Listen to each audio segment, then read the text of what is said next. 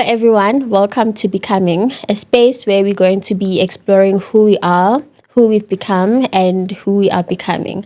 My name is Gwena Fortunate Mata, and I'm a qualified chartered accountant, and I also work in the audit space. In today's episode, which is our first ever episode, we are going to be diving deep into the titles that we were as women, the women that we were becoming. We're going to dive into identity, growth, and career. We are going to be talking about, the journeys that we've walked, the pains that we've carried, and also the success that we've also had to achieve in those journeys. I am with my sister, Dr. Farelo Matsira, and I will allow her to please introduce herself. I think I'm laughing because last night we were having this conversation about how I struggle to introduce myself. I struggle to say, who am I? And I think with today's episode, what we've just introduced is that we are sort of like unraveling, undressing and talking about who we are outside of the titles, but also leading into the journey of the titles. Yeah. But I think something that you said last night before I introduced myself was humility. Yes. And how this idea of wanting to be humble sort of like sometimes leads us to shrinking ourselves. Yeah. Because if you fully introduce yourself, then you're taking too much space. That's how I wanted to ask, is it really being humble, or are we just literally shrinking ourselves? Because, you didn't just wake up and become a doctor. You worked hard for it. And I think we need to be proud about that and be bold about who we've become. Okay. With that said, then my question is, in what spaces can one fully say, I'm Gwena Fortunate Macha and I'm a CASA? In every space. Okay, even at home. Everywhere you go. Even in the villages, tell them that you are Dr. Farelo Matsila. So when they arrive, they're like, who made this custard? It's Dr. Farelo who made the custard. Yes, Dr. Matsila made the custard. Okay. I am Dr. Farelo Matsila, Mama Tuncha. Or Mama Tuncha because, I'm now married to Mr. Mama Tuncha. But why am I saying but? There's no but. I'm Dr. Farelo Matsila Mama Tuncha. Yes. I am a sociologist by profession. I'm a researcher and also a wellness counselor. So I hold space for different people from different walks of life when they're going through grief, challenges in their careers, but also just exploring what it means to be a young Black individual within institutions that were never really created to carry us as we find ourselves. So that's what I do on my day-to-day basis. Yeah, you hold many titles, and obviously the doctor one is very heavy. And I think maybe just briefly, outside of being the Dr. Matsira that we know, who is Farelo? Oh, I'm a mom. Yeah. To a very snazzy 2-year-old. Well, she's turning 2 this year. Her name is Zuri. I'm also a mom to a young, amazing, kind, warm boy. His name is Anzani. Anzani means abundance. And Zuri means beautiful flower. And she's blooming everywhere she goes. Yeah. As I've already mentioned, I'm a wife to my Shudu. And I'm a sister to someone that annoys me every day. She has annoyed me my entire life, actually. And as this person, I'm not going to mention names, but when I look this way, I see her, the most annoying woman that I love with all my heart. Oh, shame. I love you too. And I'm a firstborn daughter. Yes, and that's it. Actually, I think I would like us to dive into our relationship as sisters. Okay. And because we have so many things in common, and I would like us to take us back to when we first met. Okay. I think I knew you before you knew me, because I was on campus and these other guys from student fellowship, they saw me. They're like, "Oh, where do you stay?" And I'm like, "I stay at Tagwell." And they're like, "There's a lady there called Farelo. She's a sub warden. You must go to her."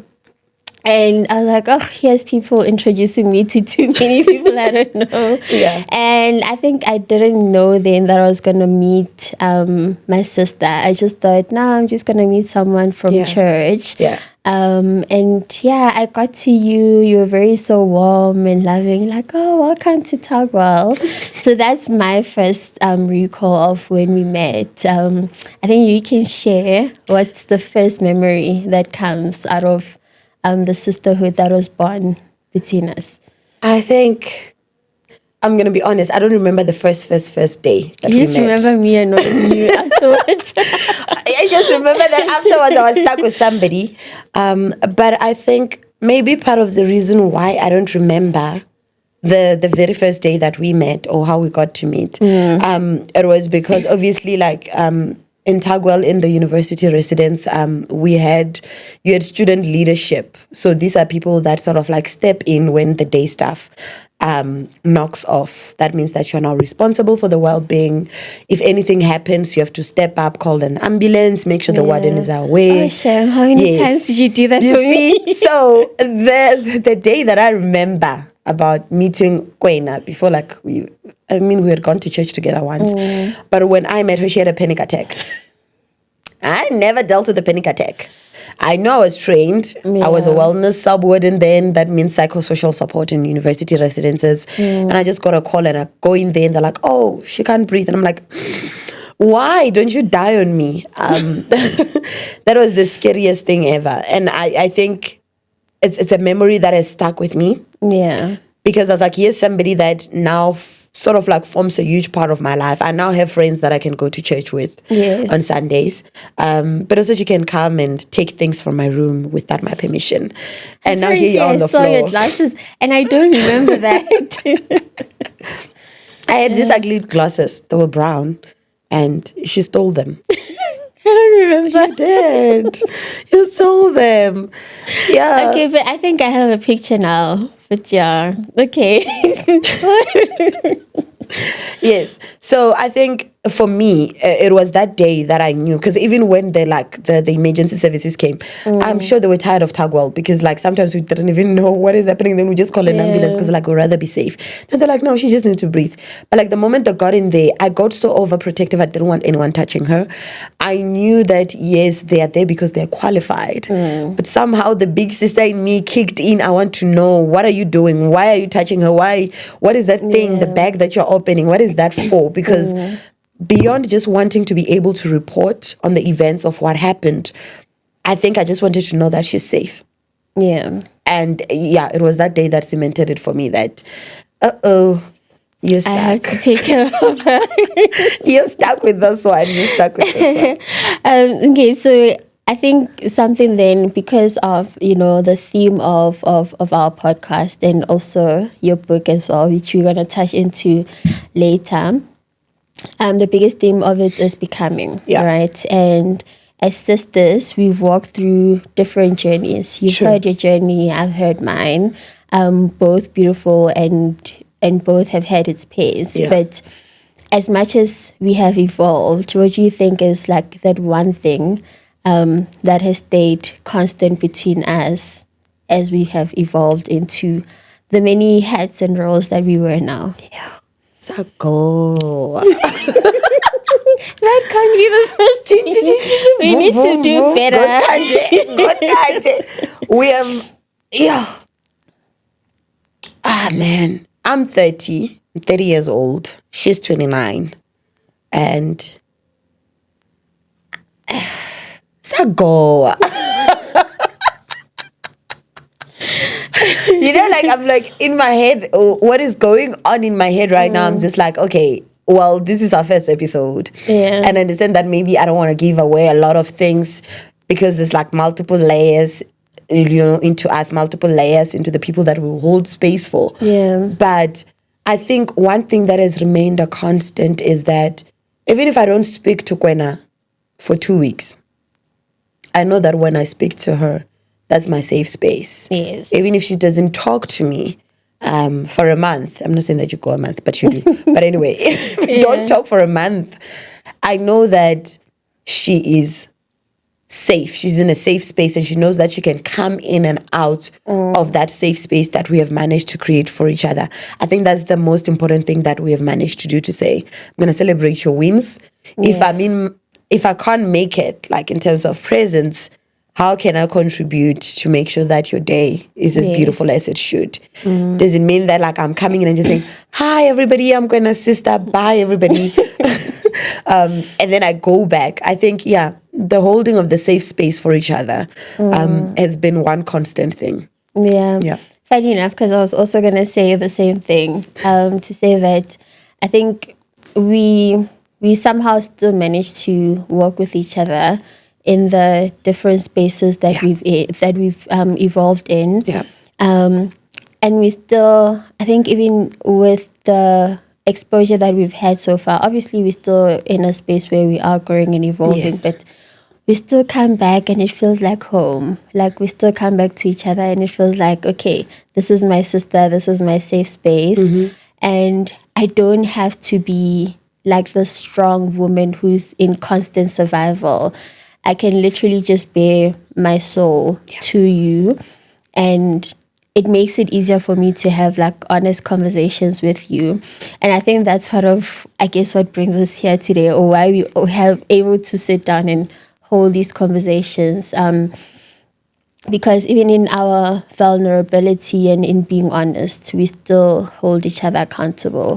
Which is I think what has stayed constant. Tago was rough, but it was rough.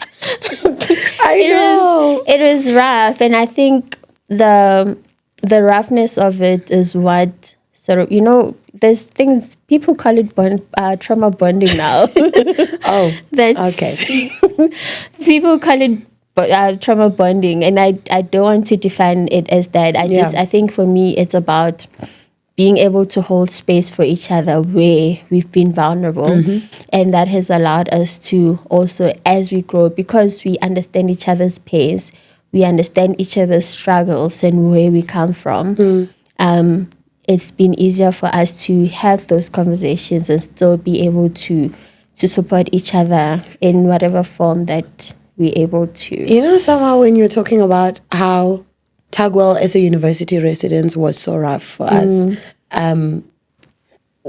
Most of the strongest connections that I have are from there. And it's not because maybe we went through something scary together and then we became friends, but like they are still a constant. Yes. Like there's Tandeka, there's Wifey, there's Tina and Nuku and all those people. And I think that's where it's sort of like maybe a university space becomes a space where we explore and sort of like start figuring out the type of identity and the type of people that we want to be part of my tribe. I mean, I can also assume that, I don't know, with you in terms of like some of your strongest connections, like the people that you had to write your board exams with, were they not part from UCT? They were. I think some of them we started obviously at UCT together. They wrote board exams before me. And when I obviously then had to write multiple times, those people were still there to, I guess, hold me in. Hold me together. They were still there, supportive. I remember last year, even though, yes, I've met other people along the journey as well, but I remember last year when I was writing for the final time, I had some of my friends coming in, bringing me study snacks, and to just say, we're with you in this journey. And I think that also contributes quite a lot into who we are, because it's like you don't climb the ladders alone. Sometimes you step on one, it's a bit shaky, and you have people around you to just hold it for you so that you can, take another step up. So, I mean, talking about what has shaped us, I think I would like us to go back to the villages, to the girl who grew up in the villages. Who was she? What was her dreams? How did she grow up? Yes, I'm going to get you. One day the spotlight is going to be on you. The next episode is going to be her. So let me allow her. The villages. Okay. I am Parado Matsira before the title. I was born in Njerere, Hamdimeri. It's now called Kuvure. Yeah, my mom is a princess, by the way, from Kuvure. And my mom had me when she was 18. And I can only imagine the fears that she had, particularly because my grandmother worked in a farm. Yeah. And she had just lost her husband. My grandmother just lost her husband, so my mom lost her dad. And when I was born, I mean, she was just trying to figure out life. I remember being left in different homes when she's at school. There was always constant movement. Today, you are with your aunt. Tomorrow, you are at Haramwara. Another day, you are at, Harururi. Another day, you're in another. I didn't have a constant where you can say, if my mom is at school, you'll find her here. Yes. And then that was until my paternal grandmother stepped in and said, you know what, bring my baby home.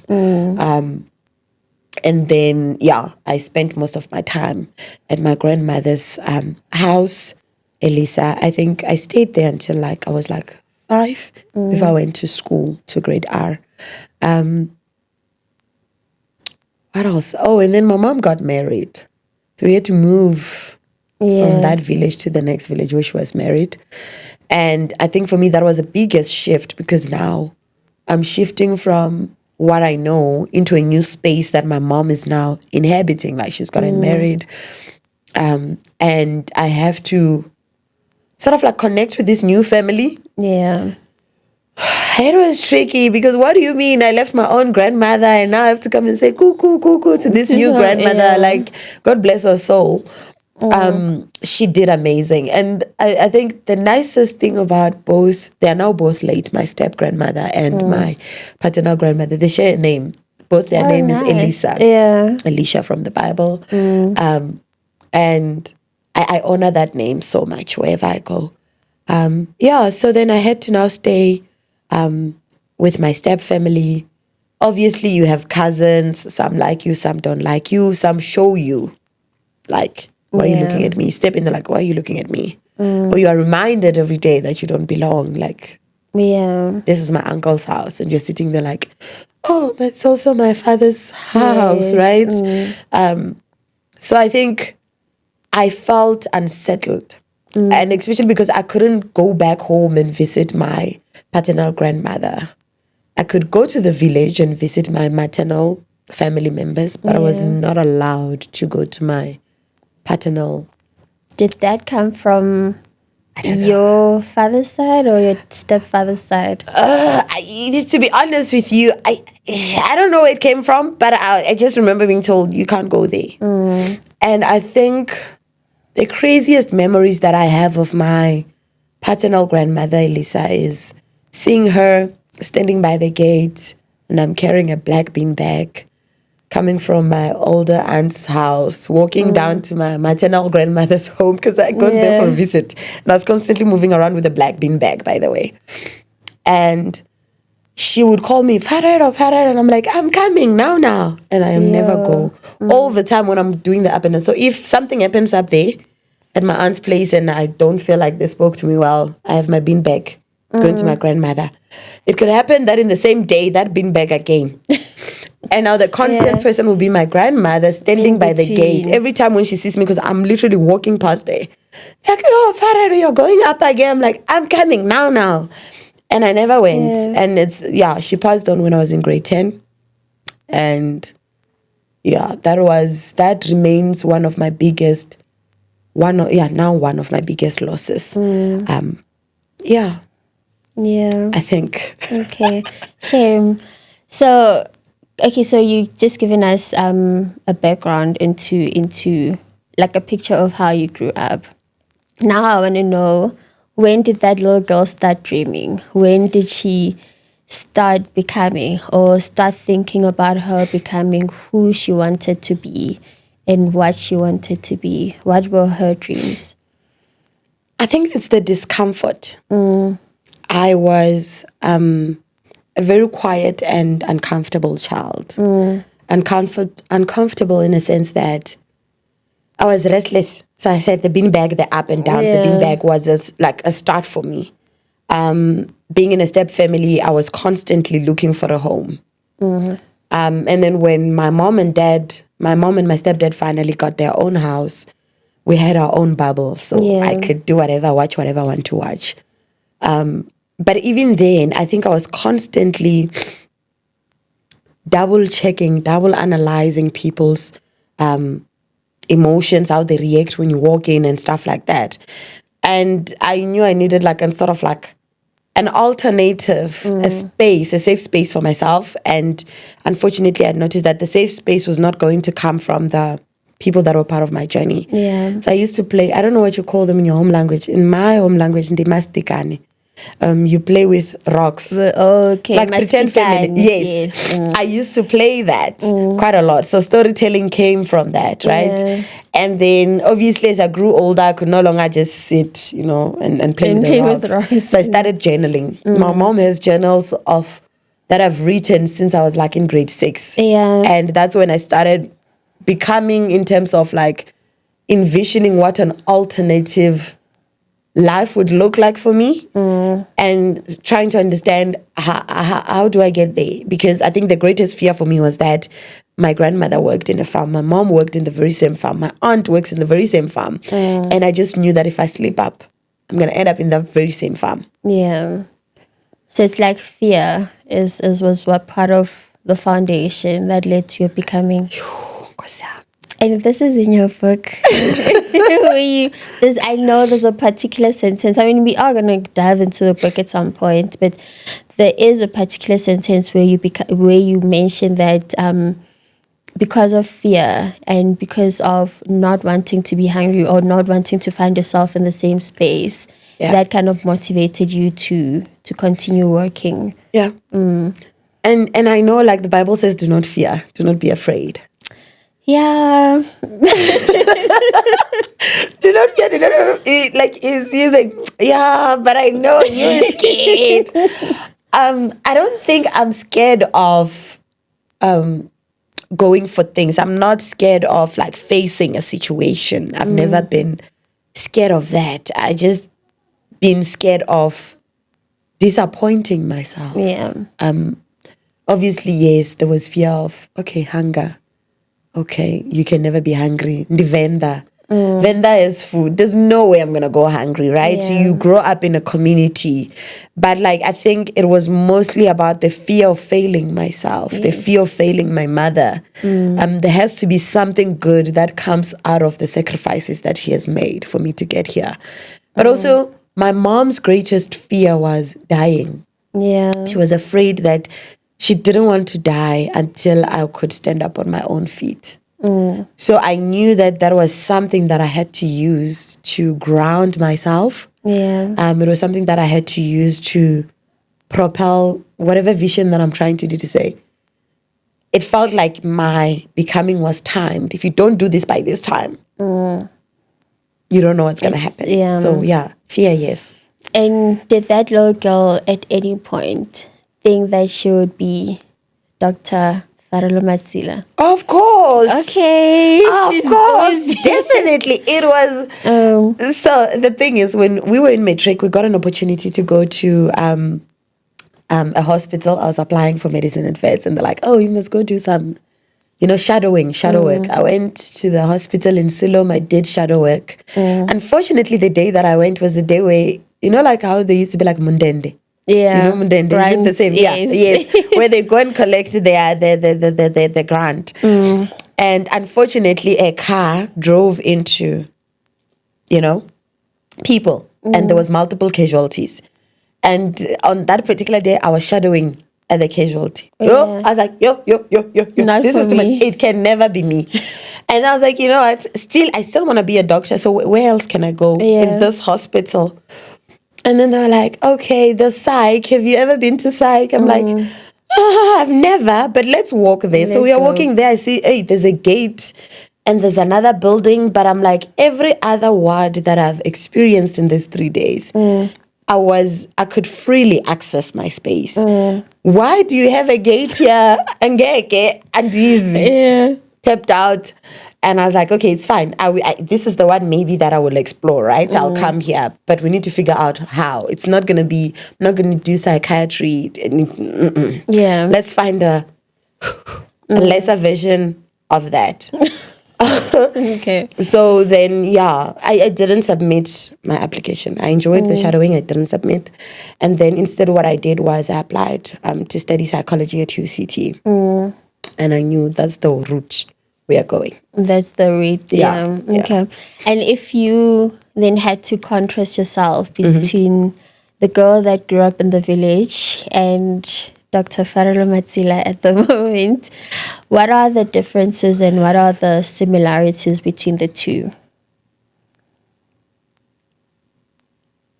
I'm learning. I'm learning how to exist in this body. Yeah. I'm learning how to exist in this stable life. I'm learning to enjoy the little bubble that I've built, right? My little family. I'm finding my way into creating stronger relationships with my in-laws. That has not always been like the easiest part of my becoming. And I think part of the reason has been like, the traumas of feeling like, okay, you have experienced a lot of rejection. Yeah. And now I have to start a whole new. And I think maybe that's why most of my relationships that are strong are 10 years and above, because I'm just like, you are my person. I'm your people. You see? And we're going to be each other's people. And so I think there's that sense of grappling with, now you are safe. I'm learning. I'm trying to settle into safety. Yeah. You are safe now. So you'd say she was not safe and you feel safer now. Yeah. I don't think she was. I don't think she was settled. Yeah. My mom will cough and I jump. Because what do you mean you're coughing and I'm still in grade 11? Yeah. You see? So that, I think that's the difference. So the little girl then went on to become an author. So I know that you write a lot, right? You started writing from when you were from way back, because I met you and you still loved writing. How did becoming Dr. Matsila start, and how did you then decide, what, I've been writing these essays and now I want to turn them into a book? Trauma. Academia traumatized me because I think after my undergrad, then I had to do my postgrad, I did my honors. There was writing, you have to do research. Masters, there's a research. PhD, there's a research. And I got tired. Because I was no longer reading fictional books. I could no longer have time to just envision an alternative space where I could settle into. So I had to find it in a way. And I think that's how the book came about, because it's like, I want a break out of academic writing. And that's how I started writing. Gave birth to the book. Yeah. Okay.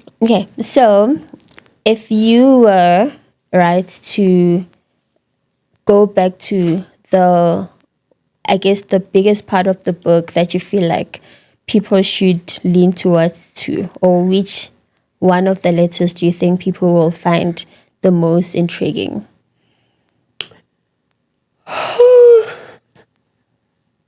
Which one? I'm not gonna lie, I've just started reading the book all over again. Because I wrote, and then you go through proofreading, editors, comments and stuff like that, and then at some point it felt too mechanical. And when I wrote it, if it was up to me, if I had a good handwriting, I would just written these letters in a thingy and say, get them. Some of the pages would have tears, take it, But unfortunately, it has to be refined and refined and refined. And in that process, it starts becoming tiring. But I think the most important part, not necessarily an essay that I would want you to lean in more. I think the overall book itself is a reminder to say, while you are on your journey, I remember you were speaking about ladders, that we are climbing ladders. I still want to understand which ladder this is. But in climbing the ladders of life, or evolving into leadership, or evolving into your dreams, right? There's a lot of things that happen around you. Yeah.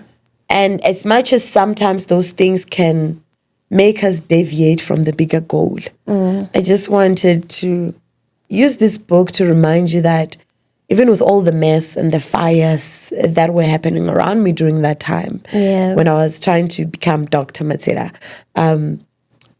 it's important to not lose sight of the goal and not lose sight of who sent you or who planted that seed or the vision inside of you. Because challenges will always come, but you have to remain focused on the bigger goal. The bigger goal. Yeah. Okay. So there's parts of you that did not go into the book. And I want to know, is there a particular reason? Is it parts of you that you are not ready to share as yet? Or how did you make a selection of what goes into the book and what doesn't go into the book? The first draft of my book was I think people would have needed therapy after reading it.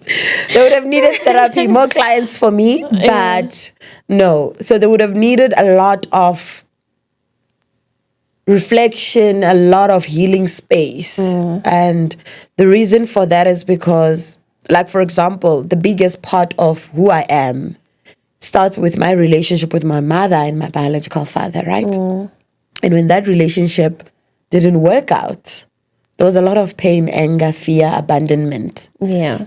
And I remember the 5-year-old me running after this man. See me, hear me, love me. Yeah. And that was going to be the foundation of this book, the running after this particular person to see you.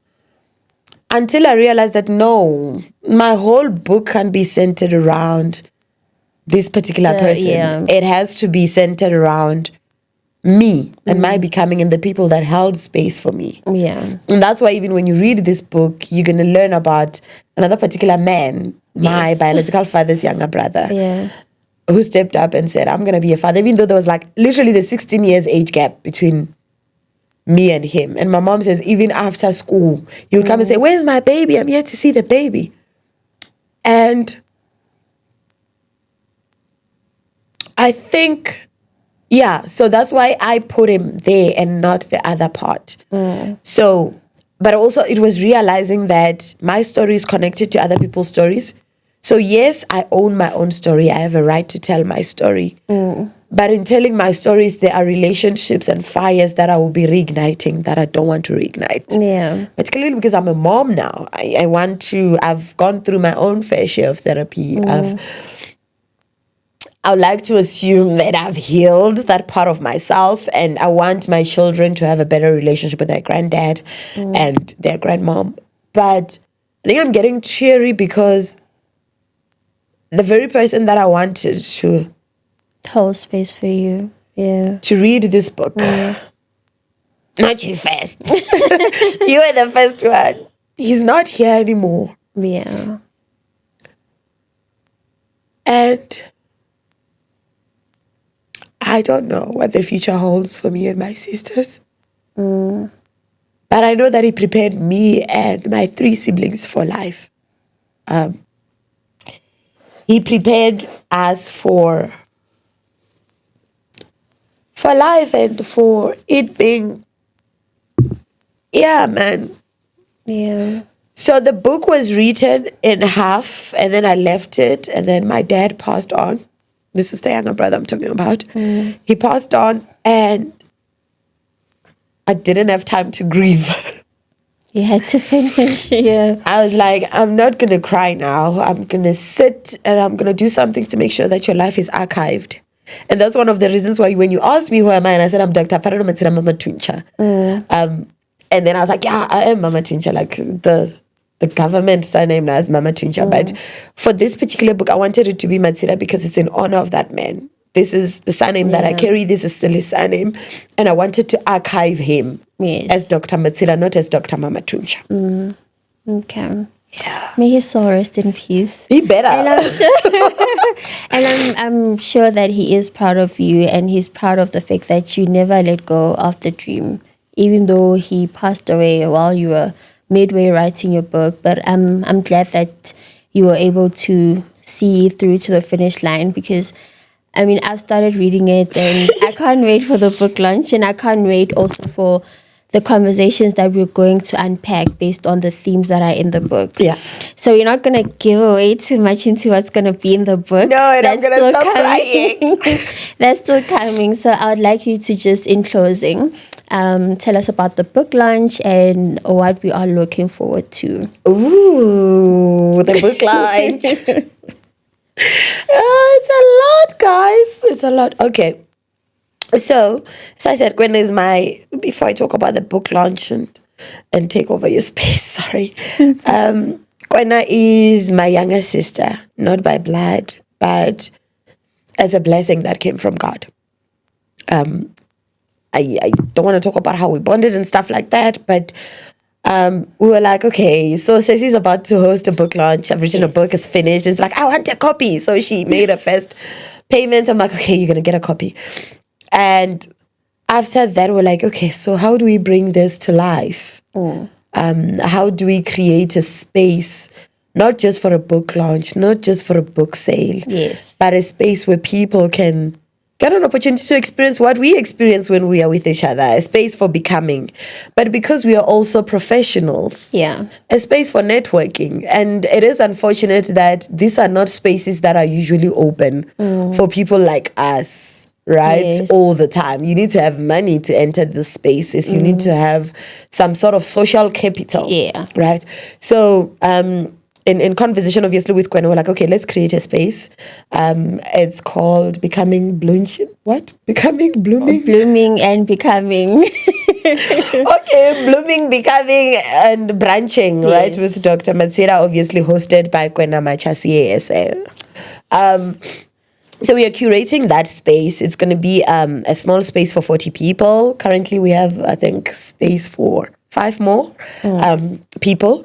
And we are hosting it in a nice, intimate place. And there's a lot of professionals. There's a lot of young Black men and men that have already signed up and want to be part of this journey. And we're just witnessing each other evolve into who we have worked hard to be. Yes. And the next launch is going to be at UP, the University of Pretoria. And I mean, posters and invites are going to go out very soon, but it's settled for the 21st of August. Gwen will also be hosting a space. And what we are thinking there is a panel engagement where, because like it's Women's Month, and August we'll be talking about what it means to be a woman, navigating spaces and becoming your true self. Whatever that means for you.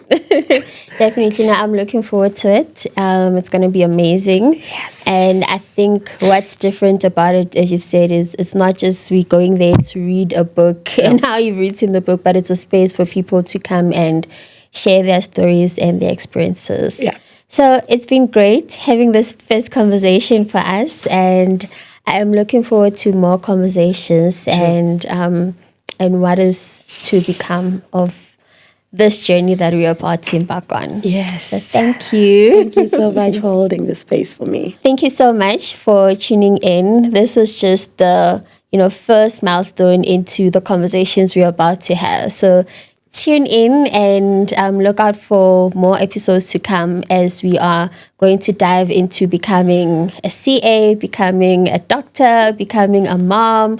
So there's lots of conversations to be held, and we can't wait to have this journey with you. Thank you so much.